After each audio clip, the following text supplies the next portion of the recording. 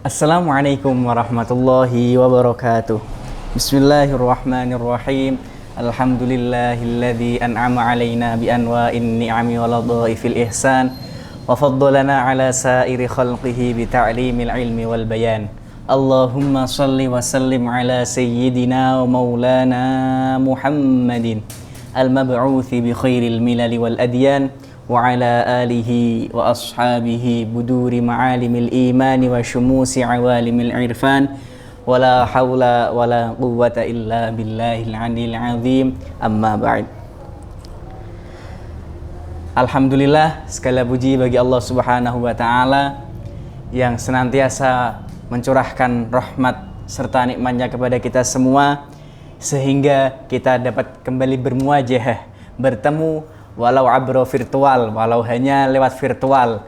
Yang bertepatan kali ini kita berjumpa lewat YouTube. Kemudian sholawat serta salam senantiasa tercurah ruahkan keharibaan baginda Nabi Agung Nabi Muhammad sallallahu alaihi wasallam dengan ucapan Allahumma sholli wa sallim wa barik ala sayyidina Muhammadin wa ala alihi wa sahbihi ajma'in. Semoga dengan senantiasa kita membaca sholawat dan kita meniru sunnah-sunnah beliau, kita dapat diakui sebagai umatnya yang senantiasa mendapatkan syafaat utamanya, syafaatul udma kelak di yaumil kiamah nanti. Amin amin ya rabbal alamin.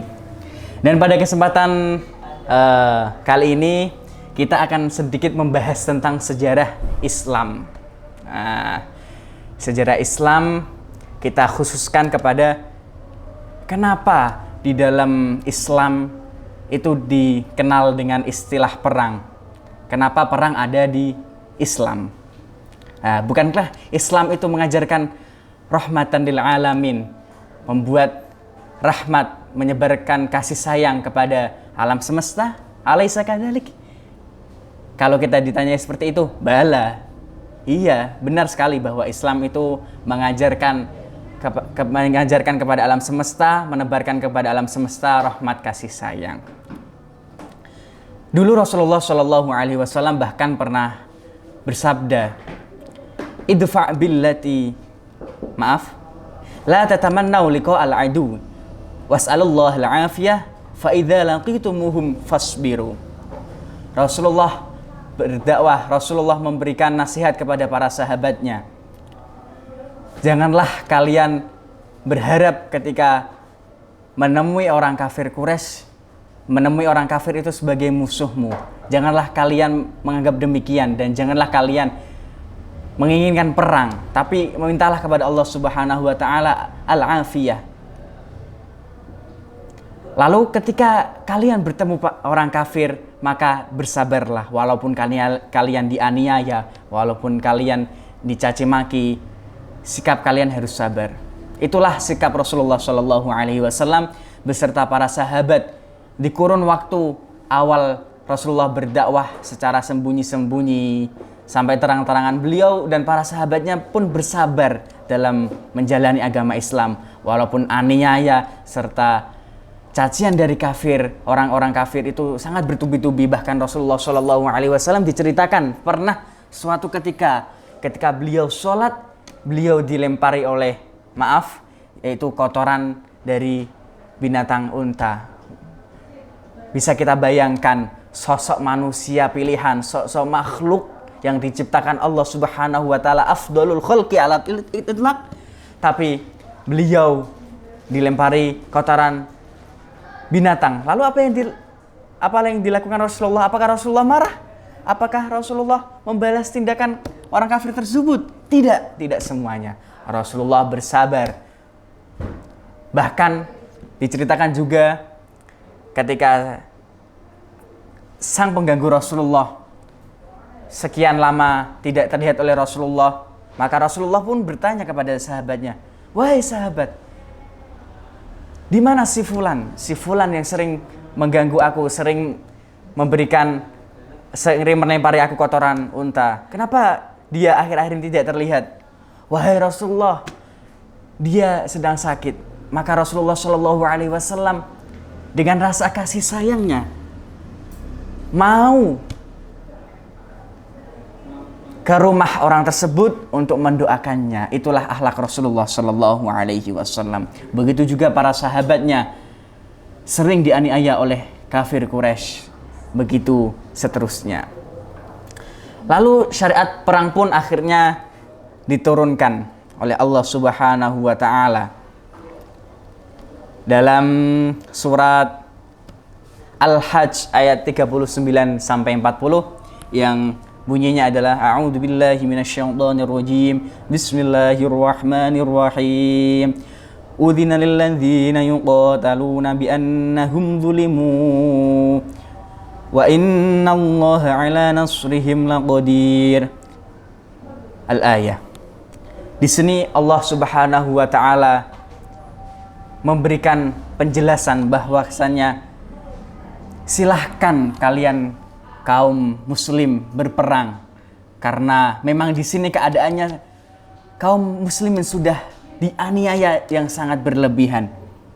Dan Allah Subhanahu wa taala berjanji di sini wa innallaha ala nasrihim laqadir, bahwa Allah Subhanahu wa taala berjanji akan menolong para kaum muslimin. Dan disinilah awal mula terjadinya perang, sehingga nanti ada perang-perang yang masyhur di zaman Rasulullah, seperti adanya perang Badar, perang Uhud, perang Khandaq, dan perang-perang yang lainnya. Walaupun sudah disyariatkan ayat untuk berperang, tapi Allah Subhanahu wa taala tetap menegaskan dalam suatu firman-Nya dalam surat Fussilat ayat 34. A'udzubillahi minasyaitonirrajim. Bismillahirrahmanirrahim. Idfa' billati hi ahsan fa idzal ladzi bainaka wa bainahu adawatun ka'annahu waliyyun hamim. Yang intinya dalam ayat ini Allah Subhanahu wa taala memerintahkan kepada kaum muslimin, jika kalian mampu menolaknya dengan baik, mengajaknya musyawarah sehingga tidak terjadi perang, maka lakukanlah. Jadi perang ini sebagai opsi terakhir jika memang adanya musyawarah, adanya rembukan di antara kedua belah pihak tidak menghasilkan suatu kesepakatan, maka ambil opsi terakhir, yaitu dilakukan perang. Maka kembali lagi bahwa kaum muslimin itu mempunyai fitrah untuk saling memaafkan. Tapi jika sudah terjadi sedemikian rupa, tidak bisa dibendung lagi, maka akan terjadi perang.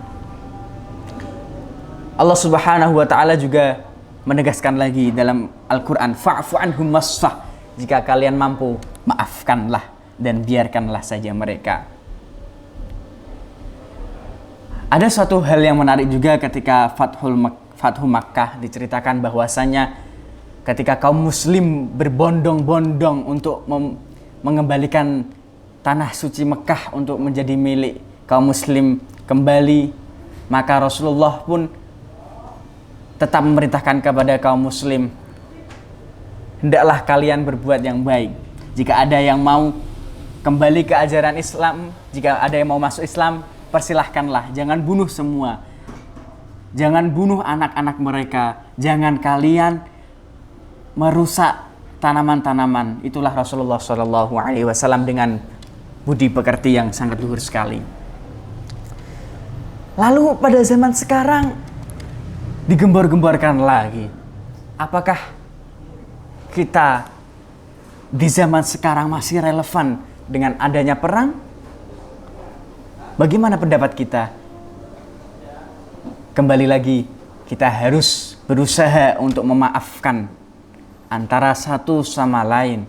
Kita harus membuat kerukunan di antara umat beragama.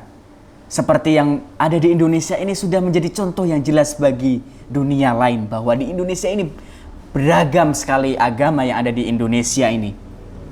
Islam mayoritas benar, tapi banyak agama lain yang berada di Indonesia.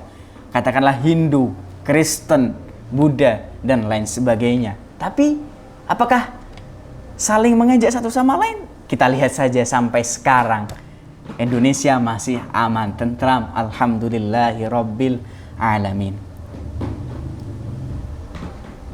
Yang dikenal di tanah